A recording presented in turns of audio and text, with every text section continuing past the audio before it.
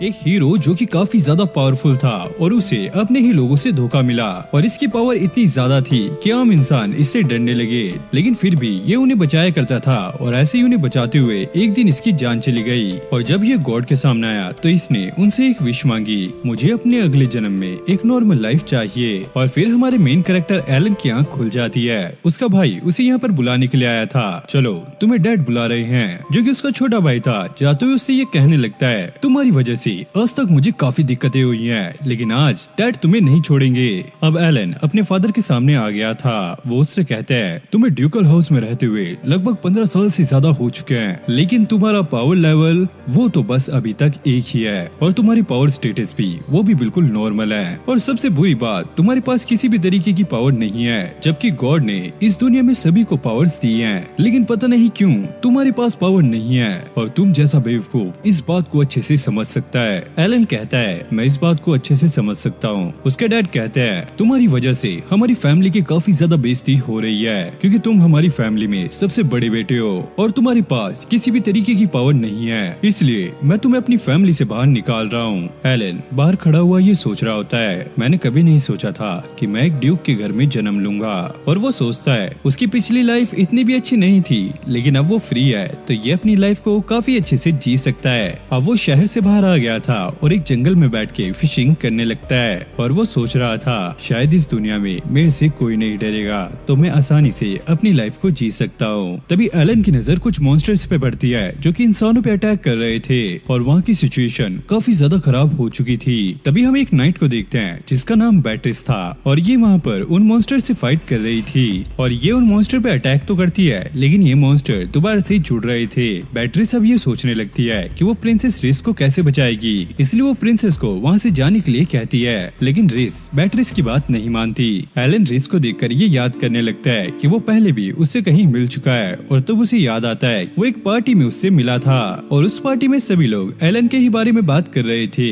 वो लड़का एक फेलियर है और उसी की वजह से वेस्टफेल्ड फैमिली का नाम खराब हो रहा है और रिस भी वहीं पर थी जो कि सबको शांत रहने के लिए कहती है। एलन फेलियर नहीं है, वो काफी ज्यादा अच्छा है। इधर एलन डिसाइड करता है क्या वो प्रिंसेस रिस को बचा कर रहेगा और इधर एक मॉन्स्टर ने बैट्रिस पे अटैक कर दिया था जिससे वो घायल हो गई थी।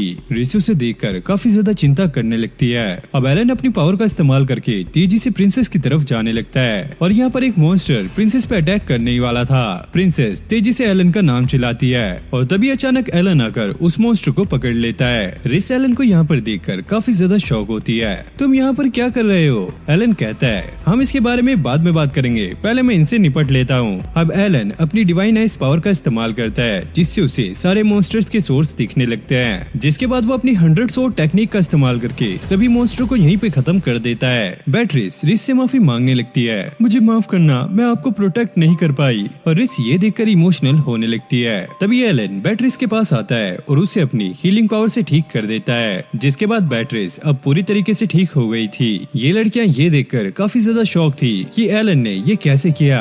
एलन सोचता है, मैं इन्हें अपनी पास्ट लाइफ के बारे में नहीं बता सकता कि वहाँ पर मैं एक हीरो था और मेरे पास वहाँ पे जो जो पावर्स थी वो पावर्स मेरे पास इस लाइफ में भी हैं। बैट्रिस कहती है, शायद गॉड ने इसे हीलिंग मैजिक की पावर दी होगी जिसके बारे में किसी को भी नहीं पता होगा। एलन उसकी बात करते हुए रिस से पूछता है, तुम यहाँ पर क्या कर रही हो? तुम तो एक प्रिंसेस हो, तुम्हें तो कासिल में होना चाहिए। रिस बताती है, कुछ टाइम पहले उसे एक इन्फॉर्मेशन मिली थी कि कंट्री को बचाने के लिए उसकी जरूरत है, इसलिए वो बैट्रिस के साथ कोलम विलेज जा रही थी क्योंकि ये इन्फॉर्मेशन उसे वहीं से मिली थी। और फिर वो एलन से पूछती है, तुम यहाँ पर क्या कर रहे हो? एलन कहता है, क्यों ना हमें कैरेज में बैठ के बात करनी चाहिए। रिस कहती है, वो पूरी तरीके से टूट चुका है, लेकिन एलन अपने मैजिक से उसे पूरी तरीके से ठीक कर देता है। ये देखकर वो लड़कियाँ काफी ज्यादा शॉक थी, जिसके बाद ये लोग कैरेज में बैठ के उस विलेज की तरफ जाने लगते हैं। रिस एलन से ये पूछ रही थी, तुम्हें वेस्ट लेफ्ट फैमिली से क्यों निकाला गया? एलन कहता है, क्योंकि मेरे डैड को ऐसा लगता है कि मेरे पास कोई भी पावर नहीं है और मेरी वजह से हमारी पूरी फैमिली का नाम खराब हो रहा था। एलन रिस से कहता है, अगर किंगडम में सभी को ये पता लग गया कि मेरे पास ये पावर्स हैं, तो वो लोग मेरे पीछे पड़ जाएंगे।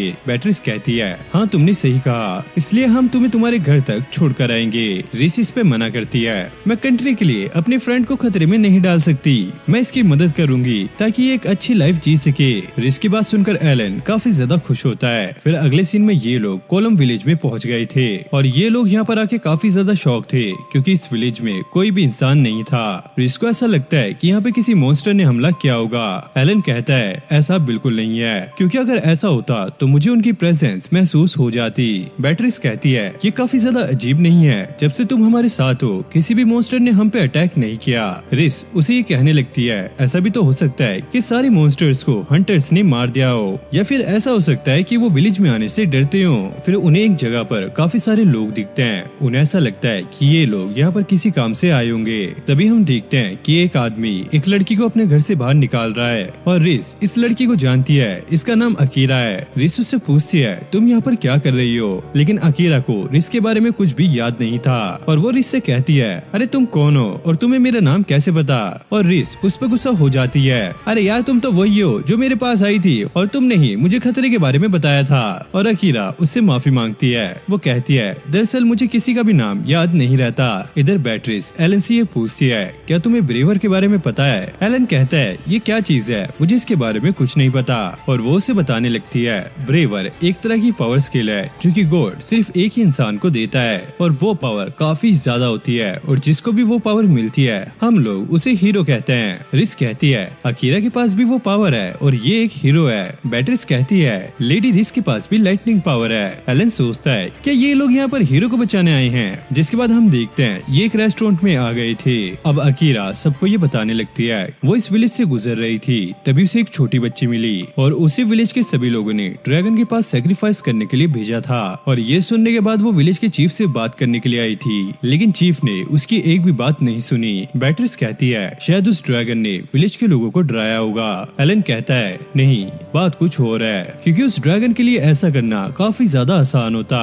मुझे तो ऐसा लग रहा है कि इस पूरे विलेज को सेक्रीफाइस करने के लिए कहा होगा। बेट्रिस कहती है शायद यही रीजन हो सकता है कि हमें रास्ते में कोई भी मॉन्स्टर नहीं दिखे, वो सारे मॉन्स्टर ड्रैगन से डर के छुप गए होंगे। अब ये लोग पूछते हैं वो छोटी बच्ची कहाँ पर है। अकीरा कहती है मैं उसे एक केव में छोड़कर आई हूँ, अगर मैं उसे अपने साथ लाती तो हो सकता था मैं मुसीबत में पड़ जाती, लेकिन अब मैं खुद जा रही हूँ उस ड्रैगन को खत्म करने के लिए। एलन अकीरा से ये पूछता है विलेज के लोगों ने तुम उस ड्रैगन को मारने के लिए नहीं कहा, तो तुम ऐसा करने क्यों जा रही हो। अकीरा कहती है क्योंकि उस बच्ची ने मुझसे रिक्वेस्ट की थी और मुझे उसकी जान बचानी पड़ेगी। अब ये दोनों लड़कियां भी अकीरा के साथ जाने की बात करती हैं और वो एलन को थैंक्स कहती हैं क्योंकि उसने ही इनकी जान बचाई थी। एलन कहता है क्यों ना मैं भी तुम्हारे साथ चलूं। रिस कहती है तुम्हारे मिशन का क्या हुआ, तुमने तो एक न्यू जर्नी स्टार्ट करनी थी। एलन कहता है वैसे तो तुमने सही कहा, लेकिन मैं अपने दोस्तों को ऐसे मुसीबत में छोड़कर नहीं जा सकता, तो मैं भी तुम्हारे साथ चलूंगा। जिसके बाद ये सभी लोग जंगल में आ गए थे। अब अकीरा सबको अपना प्लान बताने लगती है, मैं आगे से ड्रैगन के सामने जाऊंगी और तुम लोग साइड से उस पे अटैक कर देना।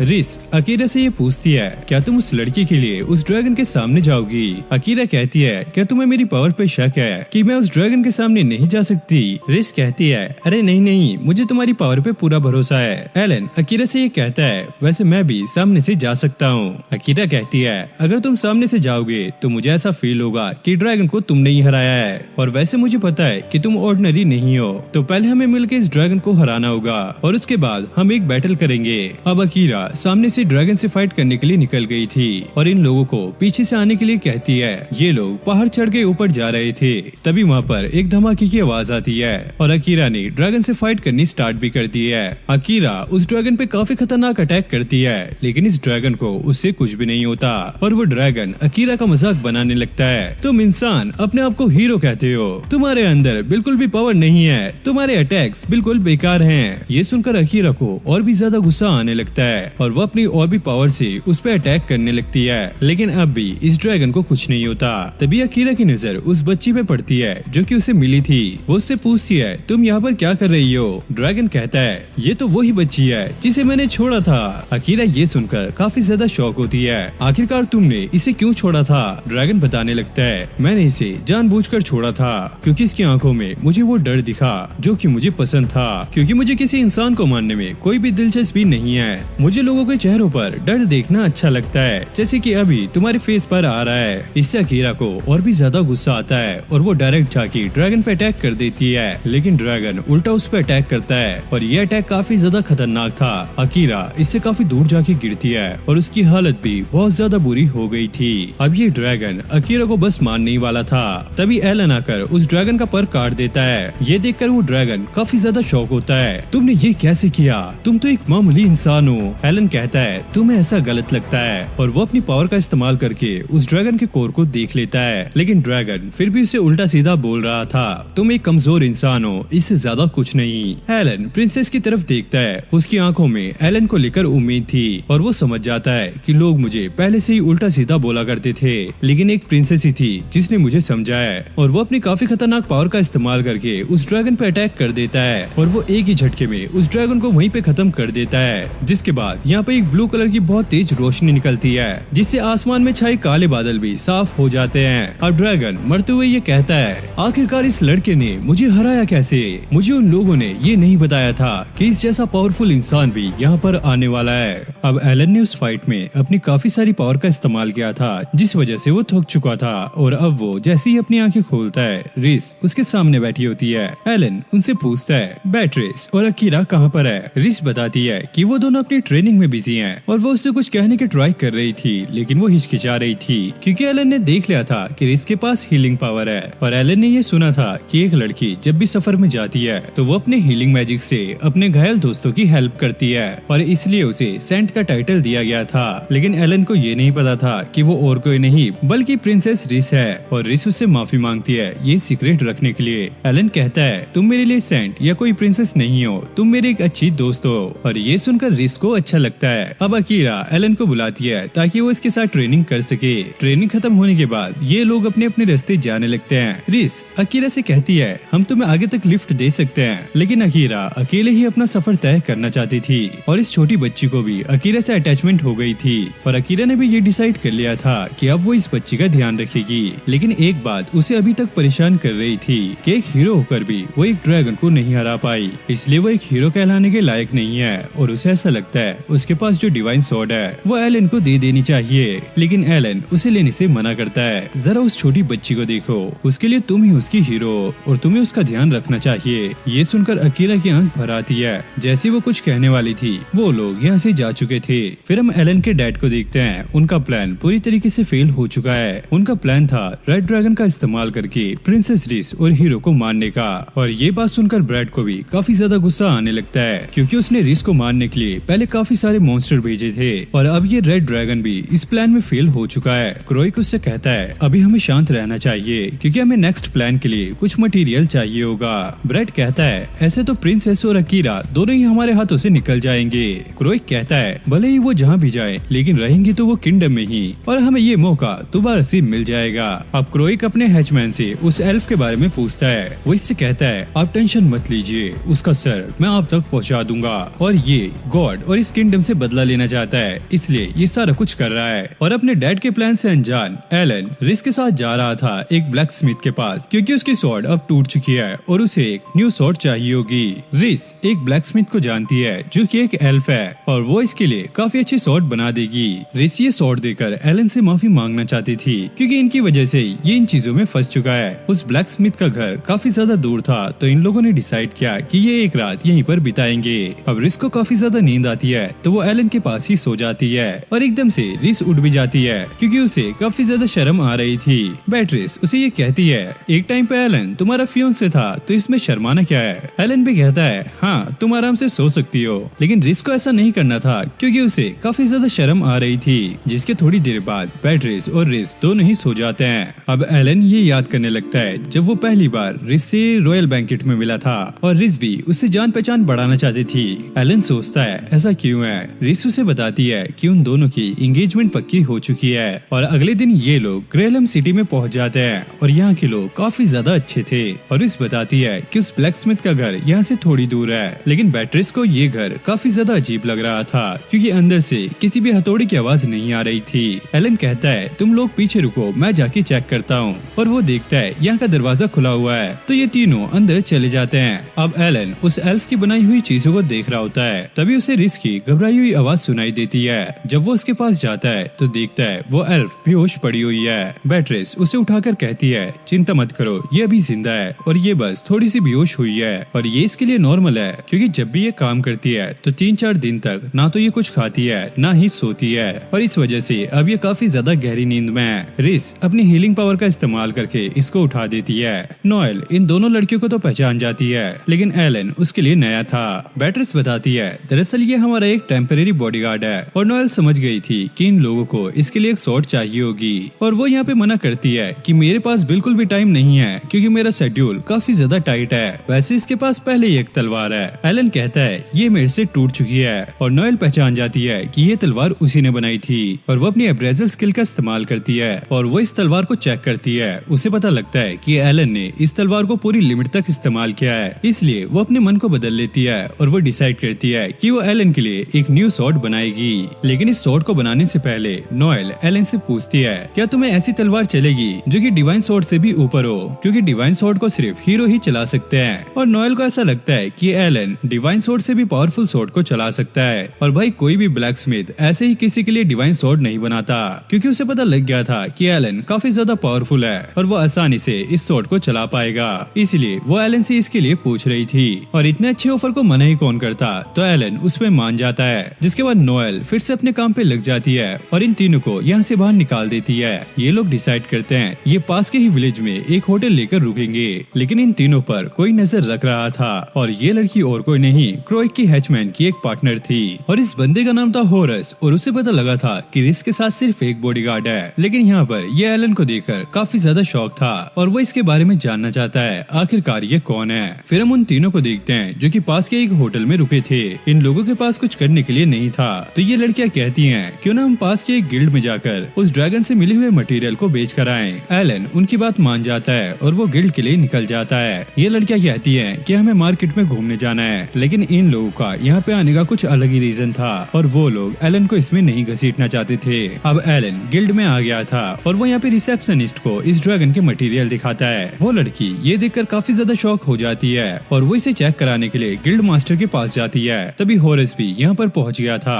और वो एलन से पूछताछ करने लगता है। एलन को इन पे शक ना हो तो वो उससे झूठ कहने लगता है। पहले तो वो अपनी पार्टनर और अपने आप को इंट्रोड्यूस कराता है। दरअसल हम ट्रैवलर हैं और हम एडवेंचर स्टोरीज को कवर करते हैं। होरस उससे ये पूछता है क्या तुमने अकेले उस ड्रैगन को हराया था? एलन कहता है नहीं, मेरे साथ मेरे पार्टनर्स भी थे। होरस सही गैस करता है कि उनके साथ एक हीरो भी थी, और ये एलन से और कुछ पूछने ही वाले थे। तभी वो रिसेप्शनिस्ट यहाँ पे पहुंच जाती है और ये लोग यहाँ से गायब हो जाते हैं। होरस ये समझ गया था एलन क्रोइक का लड़का है, लेकिन वो इस बात को लेकर सरप्राइज था कि उसके पास कोई भी पावर नहीं है, लेकिन वो उस ड्रैगन से जिंदा बच के निकल गया। लेकिन माइलिन को ऐसा नहीं लगता, उसे एलन में कुछ गड़बड़ लगती है। अब अगले दिन ये तीनों नोएल से मिलने के लिए गए होते हैं, लेकिन नोएल दोबारा से वहाँ पे बेहोश पड़ी होती है। रिस अपनी हीलिंग मैजिक का इस्तेमाल करके उसे दोबारा से ठीक कर देती है और नोएल बताती है कि उसने एलन के लिए एक परफेक्ट स्वॉर्ड बना दी है और वो इसकी एक क्रिएटर है, तो वो इस स्वॉर्ड को इस्तेमाल होता हुआ देखना चाहती है। लेकिन रिस उसे जाने से मना करती है क्योंकि अभी भी वो काफी ज्यादा कमजोर है। और जब नोएल बिल्कुल ठीक हो जाती है तो ये लोग स्वॉर्ड को चेक करने के लिए एक जंगल में आ जाते हैं। एलन को ये बात काफी ज्यादा अजीब लगती है कि नोएल एक एल्फ होने के बावजूद भी एक ब्लैक स्मिथ है। नोएल उसे ये बताने लगती है जब वो छोटी थी तो वो अनाथ थी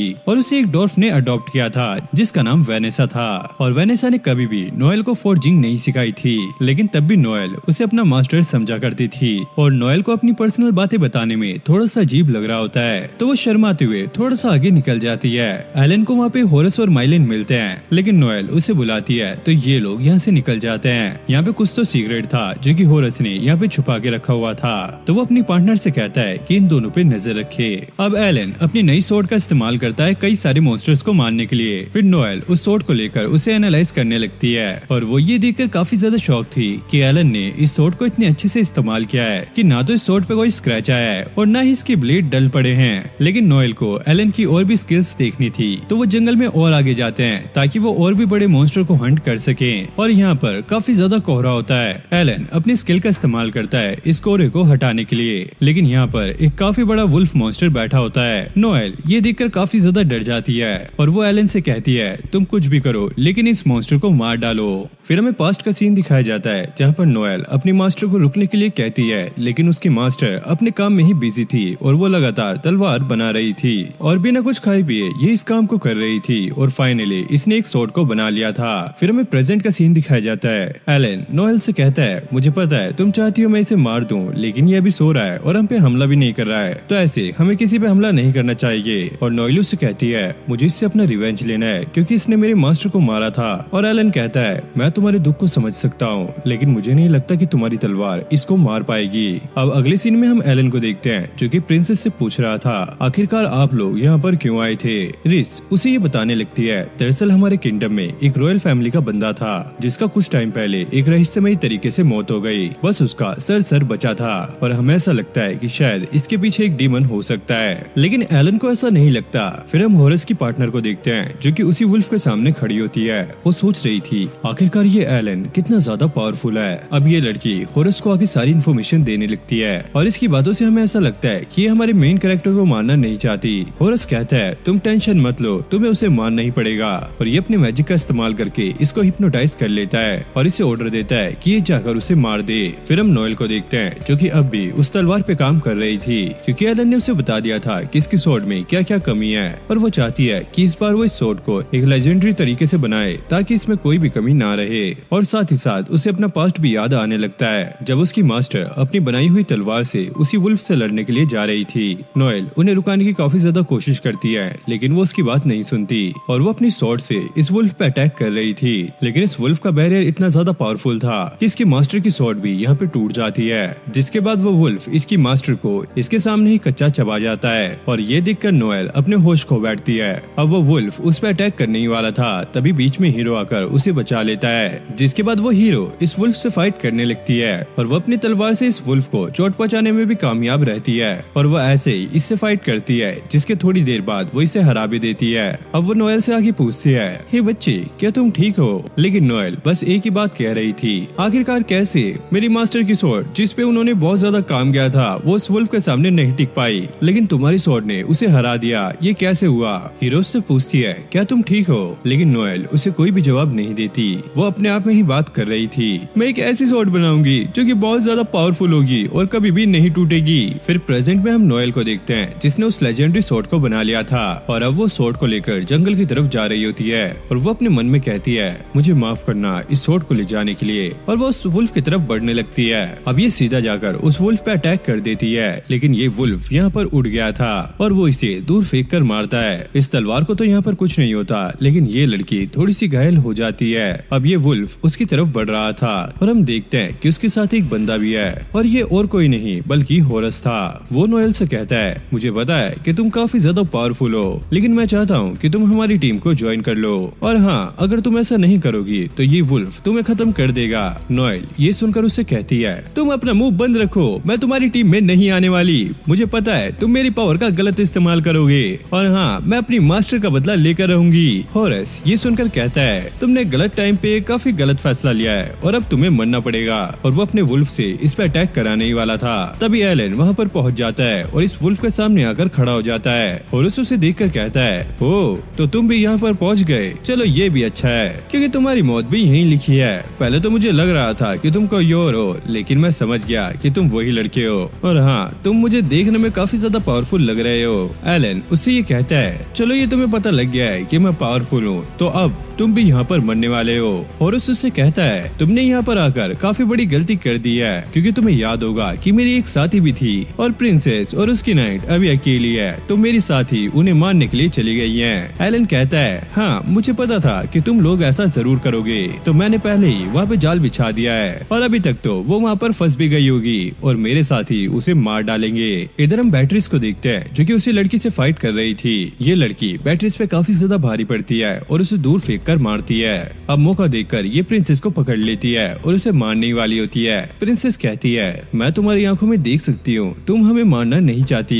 तभी बैटरीज पीछे से आकर अपनी स्वॉर्ड से उस पर अटैक करती है और ये लड़की यहीं पर बेहोश हो जाती है। इस तरफ एलन उस वुल्फ से फाइट करने के लिए तैयार था। हॉरस उससे ये कहता है तुम्हें क्या लगता है तुम इस बेकार सी तलवार से मेरे वुल्फ को हरा पाओगे, और वो अपने वुल्फ से एलन पे अटैक करवा देता है। एलन उस स्वॉर्ड का इस्तेमाल करते हुए एक ही झटके में उस वुल्फ का सर उसके धड़ से अलग कर देता है क्योंकि ये स्वॉर्ड काफी ज्यादा पावरफुल थी और ये एक लेजेंडरी स्वॉर्ड है जिसे नोएल ने काफी मेहनत से बनाया था। और हॉरस ये देखकर यहाँ से दुम दबा के भाग जाता है। अब एलन ने नोएल को यहाँ पे बचा लिया था और वो उसे लेकर वापस जा रहा होता है। रास्ते में चलते चलते उसे प्रिंसेस मिलती है। प्रिंसेस एलन से पूछती है क्या तुम लोग ठीक हो। एलन कहता है हाँ मैं ठीक हूँ और मैंने इसे बचा लिया। फिर अगले सीन में हम हॉरस की पार्टनर को देखते हैं। इन लोगों ने इसे यहाँ पे बांध के रखा होता है। रिस उसे ये पूछती है मुझे पता है कि तुम्हें किसी ने हिप्नोटाइज किया हुआ था और तुम अपनी मर्जी से हमें नहीं मारना मारना चाहती थी। तो बताओ इसके पीछे कौन है, कौन हमें मरवाना चाहता है। बैट्रिस ये कहती है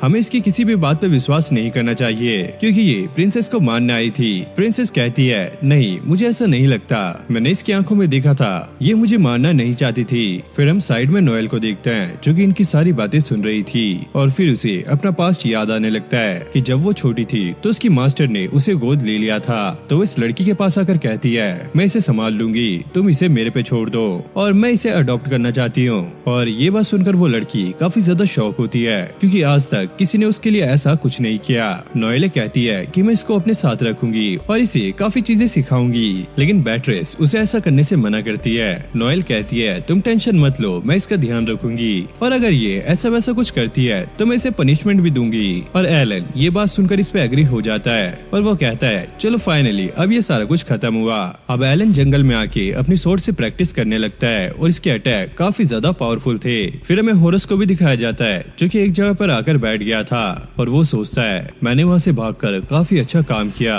अगर मैं वहाँ पर कुछ देर और रुकता तो शायद मैं मारा जाता। और तभी उसे महसूस होता है कि उस पे किसी ने अटैक किया है तो वो उससे बचने के लिए नीचे कूद जाता है। ये देखकर वो काफी ज्यादा शॉक था कि आखिरकार उस पे किसने अटैक किया और ये अटैक इतनी दूर तक पहुंचा कैसे।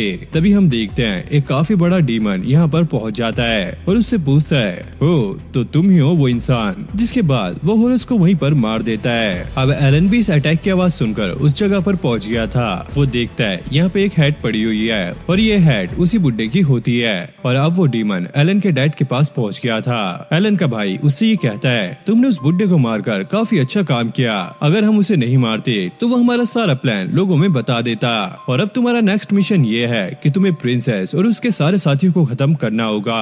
फिर हमें प्रिंसेस रिस का एक पास्ट दिखाया जाता है। जब वो छोटी थी तो अपने अंकल के साथ कहीं पर जा रही थी, तभी अचानक उनके कैरेज पर कुछ मॉन्स्टर्स अटैक कर देते हैं और अंकल एल्फ्रिक उसे बचाने के लिए बाहर मॉन्स्टर से फाइट करने के लिए निकल जाते हैं। रिस ये सारा कुछ देख रही थी, तभी एक मॉन्स्टर उसके कैरेज पे अटैक कर देता है। तभी उसे बचाने के लिए उसके अंकल वहाँ पर आ जाते हैं। वो मॉन्स्टर पे अटैक तो करते हैं लेकिन उस मॉन्स्टर को ज्यादा कुछ नहीं होता और वो मॉन्स्टर उसके अंकल पे जवाबी हमला करता है जिससे उसके अंकल काफी बुरी तरीके से घायल हो जाते हैं और मॉन्स्टर को मारने के चक्कर में अंकल नदी के अंदर गिर जाते हैं और इस तरह रिस ने अपने अंकल को खोया था।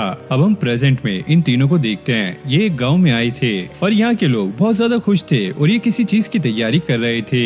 एलन एक बंदे से पूछता है आखिरकार आज क्या है। वो बंदा कहता है हम अपने पूर्वजों की आत्मा को बुलाने की तैयारी कर रहे हैं। एलन कहता है आखिरकार ऐसा कौन करता है। बैट्रिस को ये चीज थोड़ी सी अजीब लगती है तो वो इसके लिए अलर्ट हो जाती है। ये लोग उसे बताने लगते हैं अरे यार ये बिल्कुल भी अजीब नहीं है, ये तो हमारे एक तरह का फेस्टिवल है और इस फेस्टिवल में हम तो बस भूतिया कपड़े पहनते हैं और आग के सामने नाचते हैं, आप लोग इसे एक हैलोवीन फेस्टिवल मान सकते हो। रिस इन लोगों से पूछती है क्या आपने यहाँ पर किसी सिल्वर आर्मर वाले बंदे को देखा है, क्योंकि इसने अफवाह सुनी थी कि उस बंदे को यहाँ पे देखा गया है, लेकिन बदकिस्मती से गाँव वाले ने इसके बारे में कुछ भी नहीं सुना था और रिस को ऐसा लगता है कि शायद ये एक अफवाह थी। तभी हम एक बंदे को देखते हैं जिसकी बॉडी मूवमेंट थोड़ी सी अजीब सी थी। एलन ये चीज नोटिस करता है और उसे ऐसा लगता है जरूर यहाँ पे कुछ गड़बड़ है, क्योंकि वो आने से पहले नोएल के पास गए थे और उसे उन्होंने सारा मैटर समझाया कि वो जनरल सीरियल के मर्डरर को ढूंढ रहे हैं, लेकिन अभी हमारे पास कोई क्लू नहीं है। बैट्रिस कहती है अगर हमें छोटी सी भी चीज मिल जाए तो हम उससे उसका पता लगा सकते हैं। तभी नोएल को ये याद आता है कि उसके एक रेगुलर कस्टमर ने उसे ये बताया था पास के ही एक गाँव में गोस्ट है जो की सिल्वर आर्मर पहन के रखता है और उसके ऊपर खून के काफी ज्यादा धब्बे हैं और शायद उस गोस्ट को रॉयल फैमिली से कुछ दुश्मनी है और ज्यादातर वो रात में सिर्फ कब्रिस्तान में ही दिखता है। तभी अचानक माइलन कुछ गिरा देती है और बैट्रिस उसकी आवाज सुनकर काफी ज्यादा डर जाती है। इससे हमें ये तो क्लियर हो गया था कि बैट्रिस को भूतों से काफी ज्यादा डर लगता है, लेकिन रिस ये क्लियर करती है कि वो गाँव में जाकर इस चीज का पता करेगी। एलन को ऐसा लगता है कि इसके पीछे शायद एक डीमन हो सकता है क्योंकि वो ही मुर्दों को जिंदा कर सकता है, लेकिन माइलिन और रिस बैट्रिस को भूतों की बातें बता के डराने लगती है और इसीलिए ये इन्वेस्टिगेट करने के लिए इस विलेज में आए होते हैं। अब ये लोग कब्रिस्तान में जा रहे थे और बैट्रिस भी फुल फाइट के मोड में थी और वो अजीब सा बंदा इनका पीछा कर रहा होता है और वो बंदा इन सभी को इस विलेज के हेड के घर के पास ले जाता है और इस घर की कंडीशन देखकर ऐसा लग रहा था कि ये एक हॉन्टेड हाउस है। एलन उससे पूछता है तुम कब्रिस्तान में क्या कर रहे थे। वो बंदा कहता है मैं तो बस यहाँ से गुजर रहा था, मेरी नजर तुम पे पड़ी इसलिए मैं तुम्हारी मदद करने के लिए आ गया। जिसके बाद हम देखते हैं ये लोग अब घर में आ गए थे। अब विलेज हेड उन्हें बताता है मैंने भूत वाली कोई भी अफवाह नहीं सुनी है। रिस ये सुनकर काफी ज्यादा उदास हो जाती है। वो कहता है हमारे विलेज में अब फेस्टिवल का टाइम चल रहा है तो तुम्हें एक रात यहाँ पे रुक के जाना चाहिए। इस पर ये लोग भी मान जाते हैं। अब रिस जब सो रही होती है तो उससे दोबारा से वही सपने आने लगते हैं जहाँ पर वो अंकल एल्फ्रेड के साथ थी और ये उनके काफी ज्यादा करीब थी और वो अपने अंकल को अपने डैड जैसा समझती थी। एल्फ्रेड उसे ये बताने के लिए आया था कि वो कुछ टाइम के लिए बाहर जा रहा है और उसे अपने लोगों पे भरोसा रखना चाहिए। जितना वो उन पे भरोसा करेगी उतना ही वो उनसे कनेक्टेड रहेगी। तभी अचानक रिस की आंखें खुल जाती हैं और वो खिड़की के पास जाने लगती है और तभी उसे नीचे वही सिल्वर आर्मर वाला बंदा दिखता है। वो बंदा बिल्कुल एल्फ्रेड जैसा लग रहा होता है तो रिस उसका पीछा करने लगती है और वो अब कब्रिस्तान में भी पहुंच गई थी। लेकिन तभी अचानक यहाँ पे सारे मुर्दे खड़े होने लगते हैं और अब वो लिस पे अटैक कर रहे थे। लेकिन तभी एलन आकर उसे नींद से उठा देता है क्योंकि वो नींद में काफी ज्यादा चिल्ला रही थी। अब अगली सुबह ये फेस्टिवल स्टार्ट हो जाता है और गाँव के सभी लोग गोस्ट वाली कॉस्ट्यूम पहन के तैयार हो गए थे। एलन उन्हें देखकर कहता है, बैट्रिस तुम तो एक नाइट हो, तुम्हें ये परंपरा रुका देनी चाहिए। वो कहती है, इससे किसी को भी हार्म नहीं हो रहा है तो हम ऐसा नहीं कर सकते। अब ये लोग बैठकर आराम से उन लोगों का डांस देख रहे होते हैं। तभी वो अजीब सा बंदा इनके पास आकर कहता है, यहाँ पर ऐसे बैठे मत रहो, इस फेस्टिवल को एंजॉय करो, जाओ वहाँ पर जाके डांस करो। रिस कहती है, मुझे अभी आराम करना है, तुम लोग जाके वहाँ पे डांस कर सकते हो। बैट्रिस और एलन वहाँ के लिए निकल जाते हैं। तभी रिस को पीछे से उसके अंकल की आवाज आती है और वो उसे फॉलो करते करते जंगल में पहुंच गई थी। अब अंकल एल्फ्रेड उसके सामने खड़े होते हैं और वो उससे कहते हैं, जंगल में ऐसे रात में आना बिल्कुल भी खतरे से खाली नहीं है। रिस अपने अंकल को सामने देखकर काफी ज्यादा शॉक होती है और वो अपने अंकल से पूछती है, आप इतने टाइम से कहाँ पर थे? हमने आपको ढूंढने की काफी ज्यादा कोशिश की लेकिन आपकी बॉडी भी हमें नहीं मिली थी। एल्फ्रेड उसे ये बताने लगता है, मुझे रॉयल फैमिली से बदला लेना था इसलिए मैं अपने आप को छुपा कर रख रहा था। और वो आगे कहता है, तुम्हारा बड़ा भाई और तुम्हारे फादर तुम्हें मारना चाहते हैं। रिस के फादर उन सभी को टारगेट कर रहे थे जिनके पास इनबोर्न गिफ्ट्स हो, यानी कि स्पेशल पावर जो कि उन्हें जन्म के टाइम मिली थी, क्योंकि उनको ऐसा लगता है कि जिनके पास इनबोर्न पावर्स है वो पूरे किंगडम को खत्म कर सकते हैं। इसलिए रिस के फादर भी उसे मरवाना चाहते हैं क्योंकि उन्हें ऐसा लगता है कि इसके पास इनबोर्न गिफ्ट है। एल्फ्रेड कहता है कि मैं तुम्हें बचाना चाहता हूँ, तुम मेरी साइड आ जाओ। रिस कहती है, अगर मैं अपने फादर से बात करूंगी तो हो सकता है इसका कोई सोल्यूशन निकल जाए। और वो कहती है, एल्फ्रेड ने मुझसे कहा था मुझे अपने लोगों पे भरोसा करना चाहिए। ये सुनकर एल्फ्रेड उस पर अटैक कर देता है लेकिन तभी एलन आकर उसे बचा लेता है। एल्फ्रेड उसे देखकर कहता है, ये तो वही नल्ला बंदा है जो कि तुम्हारा एक्स फियोंसे था। एलन यहाँ पे कुछ नहीं सुनता और वो अपनी पावर का इस्तेमाल करके इसे उस चुंगल से आजाद करा देता है जो बंदा इसे कंट्रोल कर रहा था। इसको समझ नहीं आता कि एलन ने यहाँ पर क्या किया। एल्फ्रेड ये बताने लगता है वो पहले ही मारा हुआ है और वो बताता है,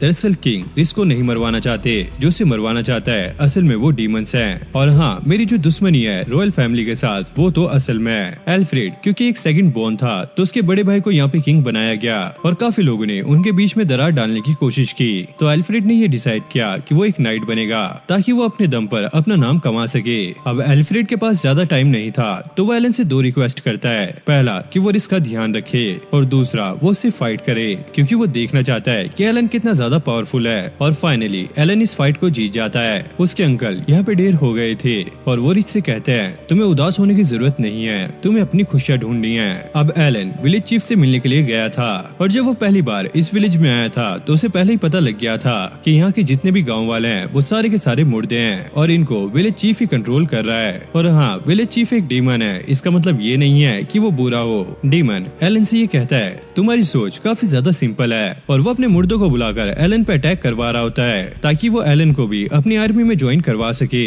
लेकिन एलन सभी मुर्दों को उसके जाल से छुड़वा देता है और साथ में उस डीमन को भी यहाँ पे मार देता है, जिसके बाद उसमें से उसे एक स्टोन मिलता है। अब वो डीमन एलन के डैड को आगे बताने लगता है कि वो इस बार भी इस प्लान में फेल हो चुके हैं। लेकिन उसके डैड कहते हैं कि हमारे प्लान में कोई भी बदलाव नहीं आने वाला क्योंकि आर्क बिशप का सर अब हमारे हाथों में है। अब ये लोग फिर से नोएल के विलेज में जाने लगते हैं। एलन उस पत्थर को चेक कर रहा था और उसे पता लगता है इसके अंदर से जो एनर्जी आ रही है वो ब्रैड की है, यानी कि इसके भाई की। और हमें पता लगता है कि अंकल की बॉडी का सर ही उनकी असली बॉडी का हिस्सा था और जिस जनरल का मर्डर हुआ था उसकी सिर्फ बॉडी मिली थी और सर गायब था। अब एलन को इसमें कुछ कनेक्शन लगने लगता है। तभी प्रिंसेस रिस को एक मैसेज मिलता है, जनरल सीरिल अब वापस आ चुके हैं, लेकिन जो मर चुका है वो वापस कैसे आया। फिर हम एलन के पास्ट को देखते हैं। एलन का छोटा भाई था ब्रैड, जो कि हमेशा उससे चिढ़ता था। वो छोटी छोटी बातों पे उससे गुस्सा हो जाया करता था। उसे ऐसा लगता था कि उसका बड़ा भाई एलन उसे हमेशा नीचा दिखाता है, जैसे कि बाकी के लोग उसके साथ करते हैं, क्योंकि वो किसी भी काम में अच्छा नहीं था और उसे एक फेलियर के नाम से जाना जाता था। और एक दिन जब ब्रैड अपने फादर क्रोइक से मिलने के लिए जाता है, वो वो उससे कहते हैं तुम चिंता मत करो, मैं सारे गॉड्स और इस किंगडम से बदला लेकर रहूंगा।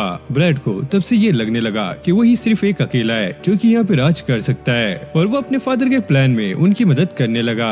फिर हमें प्रेजेंट का सीन दिखाया जाता है जहाँ पे ये खबर पूरे किंगडम में फैल गई थी कि जनरल सिरिल अब वापस आ चुके हैं और लोग यही बात कर रहे थे अगर वो मारे जा चुके हैं तो वो वापस कैसे आए। अब ये बात कैप्टन एडवर्ड तक भी पहुँच गई थी। उनका असिस्टेंट उससे ये पूछता है आपको क्या लगता है जनरल सिरिल क्या सच में वापस आ गए हैं या फिर उनके भेष में कोई बहरूपिया है। एडवर्ड कहता है हमें इसके बारे में ज्यादा सोचने की जरूरत नहीं है, हम लोग प्रीमियम नाइट्स हैं और हमारा सिर्फ एक ही काम है उन लोगों को रोकना जो कि इस किंगडम के लिए बुरा चाहते हैं। और अगर सच में जनरल सिरिल यहाँ पे होते तो वो भी ऐसा ही करते, तो हमें उनकी बातों को याद करके उनके नक्शे कदम पर चलना चाहिए। अब ये लोग चलते हुए एक सुनसान सी गली में आ गए थे और यहाँ पर एक अजीब सा बंदा होता है। क्लार्क को ऐसा लगता है कि ये उन पे हमला करेगा, लेकिन एडवर्ड उसे रुका लेता है क्योंकि ये एक आर्च बिशप है। वो बुढ़ा एडवर्ड से कहता है मुझे तुम्हारे साथ अकेले में बात करनी है, क्योंकि ये बंदा काफी ज्यादा अथॉरिटी वाला था। तो एडवर्ड उसकी बात मान जाता है, लेकिन क्लार्क को ये बिल्कुल भी ठीक नहीं लग रहा था। एडवर्ड उससे कहता है हमें अपने मिशन पे ध्यान देना चाहिए और हाँ वैसे मैं कहीं घूमने नहीं जा रहा हूँ। अब आर्च बिशप उसे एक खंडर सी हवेली में ले आया था। एडवर्ड उससे ये पूछता है तुम मुझे यहाँ पर क्यों लेकर आए हो, लेकिन आर्च बिशप उसे ये कहता हुआ यहाँ से निकल जाता है कि मेरा काम बस इतना ही था। तभी अचानक क्रोइक उस पे हमला कर देता है, लेकिन एडवर्ड भी काफी ज्यादा तेज था तो वो आसानी से उसके हमलों को रोक लेता है। और एडवर्ड क्रोइक को पहले से जानता था और ये लास्ट टाइम तब मिले थे जब क्रोइक की बीवी का फ्यूनरल था। एडवर्ड क्रोइक से ये पूछता है तुम्हारा यहाँ आने का मकसद क्या है। क्रोइक कहता है आर्च बिशप पहले ही मेरे चुंगल में है, और इतना कहते ही वो उस पर अटैक कर देता है। अब एडवर्ड ये समझ जाता है कि सच में क्रोइक ने कुछ किया होगा। क्रोइक अपनी बीवी की मौत याद करने लगता है और वो कहता है उसे इस दुनिया की जरूरत नहीं है। अब ब्रैड को भी वो टाइम याद आने लगता है जब उसने अपनी माँ को मरा हुआ देखा था। क्योंकि वो काफी ज्यादा छोटा था तो उसको समझ नहीं आया था कि उसकी माँ सो क्यों रही है। एलन ने उसे बताया था कि उसकी माँ अब मर चुकी है, क्योंकि ब्रैड एक फेलियर था और अब उसने अपनी माँ को भी खो दिया था। तो वो अपने भाई से पूछता है ये फेलियर क्या होता है। एलन उसे इस बात पे ना ध्यान देने के लिए कहता है क्योंकि लोग ऐसे ही फालतू के कमेंट करते रहते हैं, लेकिन ब्रैड एलन की बात पे ध्यान नहीं देता क्योंकि उसके फादर भी उसे एक फेलियर मानते थे। और उसके बाद ब्रैड का लेवल अब एलन से पहले हो गया और ब्रैड खुद एलन को एक फेलियर मानने लगा। लेकिन ब्रैड एक दिन एलन से ये पूछ लेता है क्या तुम्हें गुस्सा नहीं आता कि लोग तुम्हें फेलियर कहते हैं, लेकिन एलन को किसी की भी बात से कोई भी फर्क नहीं पड़ता था। फिर हम प्रेजेंट का सीन देखते हैं, तभी अचानक इसके पास एक बंदा आता है और वो इसे बताने लगता है कि हमारा प्लान बिल्कुल वैसा ही चल रहा है जैसे हमने सोचा था। और ब्रैड तुम्हारी साइड का प्लान कैसे चल रहा है। ब्रैड उसे ये बताने लगता है हमने आर्च बिशप को कंट्रोल कर लिया है और उसकी मदद से हमने एडवर्ड को भी अपने झांसे में ले लिया है, लेकिन एडवर्ड का जो गिफ्ट है वो यहाँ पे काफी बड़ी प्रॉब्लम बन रहा है क्योंकि उसके पास ऐसी पावर है कि वो किसी की भी पावर को कैंसिल कर सकता है। ब्रैड कहता है इस बात की टेंशन मत लो, मेरे फादर उसे संभाल लेंगे और अगर वो इसमें फेल हुए तो मैं अपनी एबिलिटी का इस्तेमाल करके उसे भी अपने कब्जे में ले लूंगा। तभी एक बंदा आकर उसे ये बताने लगता है कि हीरो अब वापस आ चुकी है तो हमें अपने प्लान को स्टार्ट कर देना चाहिए। तभी पहले वाला बंदा ये कहता है मैं तुम्हारी इस प्लान में हेल्प कर रहा हूँ, लेकिन इस वजह से कोई भी दिक्कत नहीं होनी चाहिए। अब अकीरा उस बच्ची के साथ यहाँ पर आ गई थी और वो यहाँ पर रहने का सोच रही थी, लेकिन उसे सेंस होता है कि कोई उन पे नजर रख रहा है तो वो उस बच्ची को लेकर एक सुनसान इलाके में आ जाती है। अब अकीरा उन लोगों को बाहर बुलाती है क्योंकि उसे पता था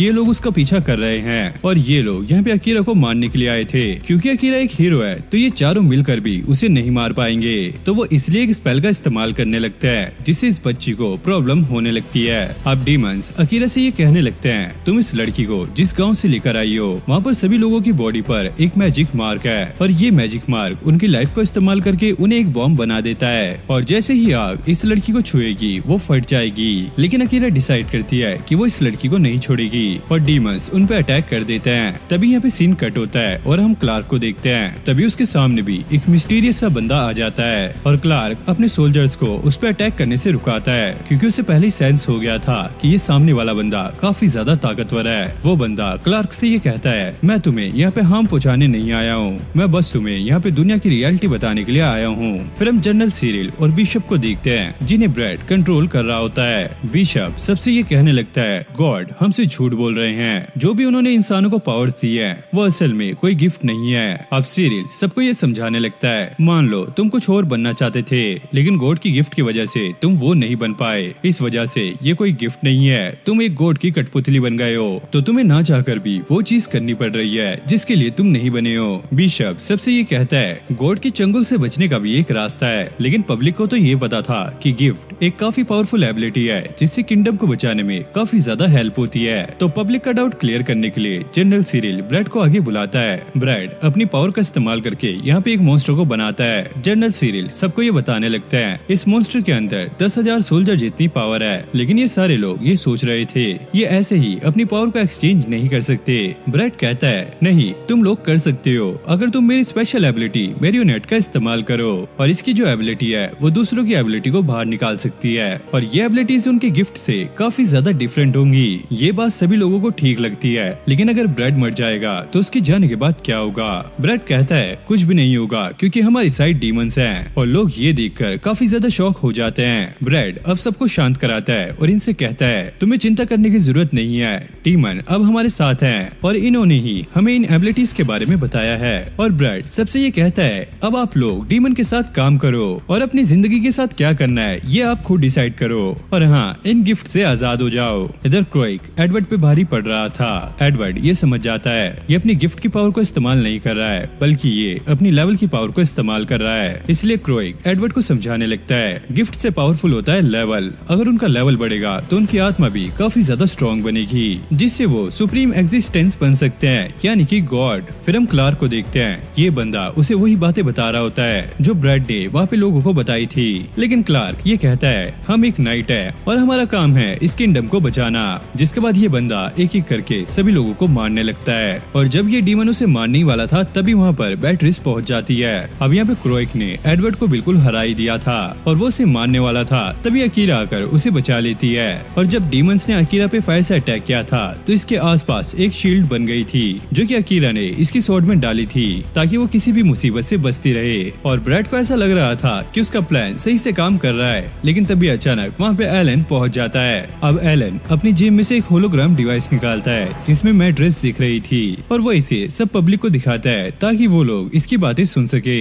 बैट्रिस उस डीमन के सामने थी जो कि उससे पूछती है तुमने ड्यूक वेस्टफील्ड के साथ मिलकर पहले जनरल को मरवा दिया और अब तुम प्रिंसेस के पीछे हो, बताओ तुम्हारा इरादा क्या है? वहीं माइलिन भी अपने इनविजिबल मैजिक का इस्तेमाल करके ये सारा कुछ लाइव टेलीकास्ट कर रही थी। डीमन उसे मारने से पहले ये सारा कुछ बताने लगता है और वो बताता है कि हम उन लोगों को मार रहे हैं जो कि गिफ्ट के साथ पैदा हुए हैं, जैसे कि जनरल और प्रिंसेस, क्योंकि ये लोग हमारे लिए आगे प्रॉब्लम बन सकते हैं। इसलिए हमने ये डिसाइड किया कि हम लोगों के दिमाग से खेलेंगे और हम उन्हें विश्वास दिलाएंगे जिससे वो खुद ही अपने गिफ्ट को त्याग देंगे। अब एलन के लिए इतना कुछ काफी था ब्रेड का प्लान एक्सपोज करने के लिए, और इतने में ब्रेड खुद ही बोल पड़ता है तुम्हें मेरे प्लान में टांग अड़ाने की जरूरत नहीं है। और प्रिंसेस भी सभी को ये बताती है कि ब्रेड ने जो यहाँ पे मॉन्स्टर समन किया है वही मॉन्स्टर उसने प्रिंसेस को मारने के लिए भेजा था। अब ब्रेड का प्लान यहाँ पे फेल हो चुका है और वो इसका सारा इल्जाम एलन पे डालता है। अब ब्रेड अपने मैजिक का इस्तेमाल करके लोगों को कंट्रोल करने का ट्राई करता है, लेकिन एलन तभी उसके मैजिक को तोड़ देता है, जिसके बाद उसे काफी ज्यादा गुस्सा आता है और वो यहाँ पे मॉन्स्टर को आगे बुलाने लगता है। जिसके बाद सभी लोग इधर उधर भागने लगते हैं। प्रिंसेस सभी से कहती है कि तुम्हें एक सेफ एरिया में जाना चाहिए। एलन अपने आप को यहाँ पे कसूरगार ठहराता है क्योंकि उसने ब्रेड पे ध्यान नहीं दिया, लेकिन उसने ब्रेड से ये जरूर कहा था अगर वो कोई गलत रास्ता चुनेगा तो ये उसे जरूर रोकेगा, और अब वो टाइम आ चुका था। अब ब्रेड एलन पे अटैक कर देता है, लेकिन एलन उसकी स्ट्रिंग्स पकड़ के एक ही पंच में उसे सुला देता है। अब ब्रेड को रोकने के बाद यहाँ पे सारी चीजें अंडर कंट्रोल आ चुकी थी। एलन रिस को ये कहता है तुम्हें यहाँ पे सारा कुछ संभालना होगा क्योंकि मुझे अभी अपने डैड को रोकने जाना है, लेकिन लिस भी यहाँ पे काफी ज्यादा चिंता में होती है क्योंकि इस सिचुएशन से एलन की फीलिंग भी हर्ट हो सकती है। लेकिन एलन याद करता है कि उसके डैड ने उसे घर से निकाल दिया है और वो कहता है तुम चिंता मत करो, ऐसा कुछ नहीं होगा। यहाँ पे बैट्रिस उस डीमन से फाइट कर रही थी, लेकिन ये डीमन उसका कुछ भी नहीं कर पाता क्योंकि मैट्रेस इनविजिबल होकर फाइट कर रही थी, और डीमन को भी समझ आ गया था कि ये माइलिन की पावर का इस्तेमाल कर रही है और ये उसके सामने नहीं टिक पाएगा, तो वो यहाँ से भागने लगता है। लेकिन तभी माइलिन अपना डैगर उस पे फेंक के मारती है और बैट्रिस इसी चीज का फायदा उठाकर उसको वहीं पे मार डालती है। अब क्लार्क बैट्रिस से सारा कुछ पूछने के लिए आता है और वो उसे थैंक्स भी कहता है उनकी मदद करने के लिए। बैट्रिस कहती है अभी बात करने का टाइम नहीं है क्योंकि सारे डीमंस यहाँ पे अटैक करने वाले हैं, तो तुम्हें मेरी मदद करनी होगी। और नोएल भी अपने बहुत सारे वेपन्स के साथ वहाँ पर पहुँच गई थी, लेकिन इस प्लान का जो मास्टरमाइंड था वो बहुत ही अलग सी पावर को रेडिएट कर रहा था। अब एडवर्ड और अकीरा मिलकर उसे हराने की ट्राई करते हैं, लेकिन वो इसमें नाकामयाब रहते हैं। एडवर्ड अकीरा को बताने लगता है कि क्रैग के पास एक ऐसी एबिलिटी है जिससे वो फ्यूचर देख सकता है, लेकिन इस स्किल का इस्तेमाल इस्तेमाल करने के लिए बहुत सारा कंसंट्रेशन चाहिए होगा, जो कि वो इस फाइट में इस्तेमाल नहीं कर सकता। एडवर्ड क्रैग से ये कहता है, तुम्हारी वाइफ कभी भी ये नहीं चाहेगी कि तुम ये रास्ता अपनाओ। क्रैग ये कहता है, मैंने ये पहले ही फ्यूचर देख लिया था कि मेरी वाइफ मरने वाली है और मैंने उसे बचाने के लिए काफी चीजें ट्राई भी की, लेकिन वो सारी ही बेकार गई। और क्रेग को ऐसा लगता है कि ये सारी गलती गॉड्स और उनकी गिफ्ट की है, क्योंकि उसकी वाइफ की जो स्पेशल पावर थी वो थी होली ग्रे या सैक्रेड मदर। इस गिफ्ट की वजह से सभी लोगों को ये यकीन था कि मारी जिसको जन्म देगी वो एक हीरो होगा, लेकिन उसने एलन को जन्म दिया जो कि एक फेलियर था। इसलिए क्रेग गुस्से में आकर सारी गिफ्ट्स को दुनिया से खत्म करना चाहता है और वो अपनी लाइफ फोर्स को भी एक्सचेंज कर लेता है ताकतवर बनने के लिए। अब अकीरा उसे रोकने के लिए उस पे लाइटनिंग पावर से अटैक करती है। एक टाइम पे दोनों की पावर बिल्कुल सेम ही लेवल पे थी, लेकिन थोड़ी देर बाद क्रेग की पावर अकीरा को हरा ही देती है। अब यहाँ पे सिर्फ एडवर्ड बचा था और उसे पता था क्रेग को पावर मिलने का सोर्स है डीमंस, और वो उसे कहता है अगर तुम नहीं रुके तो तुम भी यहाँ पर मारे जाओगे। लेकिन क्रेग यहाँ पे नहीं रुकता और वो एडवर्ड पे अटैक कर देता है। इस अटैक को झेलने के बाद एडवर्ड को ऐसा फील हो रहा था कि डार्कनेस उसे निगल रही है और वो क्रेग को अपनी बातों से समझाने की ट्राई करता है, लेकिन क्रेग उसकी एक नहीं सुनता और वो उसे वहीं पर मार डालता है। अब अगली बारी थी अकीरा की और वो अकीरा पे भी अटैक कर देता है, लेकिन तभी एलन आकर उसे बचा लेता है। क्रेग ये देखकर हंसने लगता है कि उसका नाकाम बेटा उसे रोकने के लिए आ गया है। अब वो एलन पे भी काफी खतरनाक अटैक कर देता है, लेकिन एलन उसके अटैक को काफी आसानी से रुका लेता है। क्रेग उससे ये पूछता है, आखिरकार तुम हो कौन? एलन कहता है, तुम मुझे पहले से ही जानते हो, मैं और कोई नहीं बल्कि एक फेलियर हूँ, लेकिन इसके बावजूद भी मैं अपने लोगों को छोड़ना नहीं चाहता और मेरी माँ भी ऐसा नहीं चाहेगी। क्रेग ये सुनकर और भी ज्यादा गुस्से में आ जाता है और वो एलन से कहता है, मारियल का नाम तुम अपनी जुबान से कभी मत लेना। और क्रेग काफी खतरनाक अटैक एलन पे कर देता है। एलन जब इस वार को रुका रहा होता है तो वो क्रेग के अंदर का गुस्सा और नफरत को महसूस कर पा रहा होता है, लेकिन यही नहीं, क्रेग कितना ज्यादा उदास था और वो अपनी वाइफ से कितना ज्यादा प्यार करता था, एलन ये भी फील कर पा रहा होता है। और ये चीज किसी की भी कमजोरी बन सकती है और ये किसी को भी बदल सकती है, और एलन इस चीज को अच्छे से जानता है, इसलिए उसने डिसाइड किया था कि वो किसी भी चीज में इन्वॉल्व नहीं होगा। लेकिन कई लोग ऐसे हैं जो कि एलन पे डिपेंड करते हैं और एलन उन्हें बचाने के लिए वहाँ से निकल आया। एलन अपनी फुल पावर का इस्तेमाल करके क्रेग पे अटैक करता है, लेकिन इससे उसको कुछ नहीं होता। लेकिन क्रेग जो पावर इस्तेमाल कर रहा था वो उसी से खुद को भी मार रहा था, और अब आखिरी बार उसके अंदर जितनी भी पावर थी वो एक साथ उसको रिलीज कर देता है ताकि वो एक साथ सब चीजों को खत्म कर सके। लेकिन एलन क्रेग को रोकने के लिए उस मैजिक से बने हुए बवंडर में घुस जाता है। अंदर घुसने के बाद एलन क्रेग का जो मैजिक सेंटर होता है उसे ढूंढ निकालता है और उसी के साथ वहीं पर उसे खत्म कर देता है, और इससे जो तबाही होने वाली थी वो भी यहाँ पे रुक जाती है। अब क्रेग भी वहाँ पे वापस आ गया था और धीरे धीरे वो राख में मिल रहा था। वो एलन से कहता है उसके नसीब में जो लिखा हुआ था वो उसने करके दिखा दिया, और वो अपनी आखिरी सांसों में भी अपनी वाइफ को ही याद कर रहा था। अब थोड़े टाइम बाद एलन किंग से मिलता है, क्योंकि एलन ने पूरे कैपिटल को बचाया है तो किंग उसे ड्यूक का टाइटल दे देता है, लेकिन एलन इसके लिए मना कर देता है। और किंग को भी पता था कि एलन इस ऑफर को रिजेक्ट कर देगा, क्योंकि उसने रिस से एलन के बारे में काफी चीजें सुनी होती हैं। एलन सोचता है कि वो ग्रेन होल दोबारा से जाएगा, लेकिन उसके साथ चलने के लिए रिस भी वहाँ पर पहुँच जाती है, क्योंकि जब एलन ने ड्यूक बनने के ऑफर को रिजेक्ट किया तो रिस को वो टाइटल लेना पड़ा, और अब वेलफेट फैमिली की जितनी भी टेरिटरी है वो अब रिस मैनेज करेगी। और नोएल पूछती है आखिरकार बैट्रिस का क्या हुआ, और वो कहती है कि बैट्रिस रॉयल फैमिली की बॉडीगार्ड है, और क्योंकि अब वो रॉयल फैमिली में नहीं रही तो बैट्रिस अब उसकी बॉडीगार्ड नहीं है। और हाँ, मुझे उसकी चिंता नहीं है, मुझे पता है कि वो मेरे पास आने के लिए कुछ न कुछ रास्ता निकाल लेगी, और वो वेस्ट वेल टेरिटरी जाने के लिए निकल जाती है।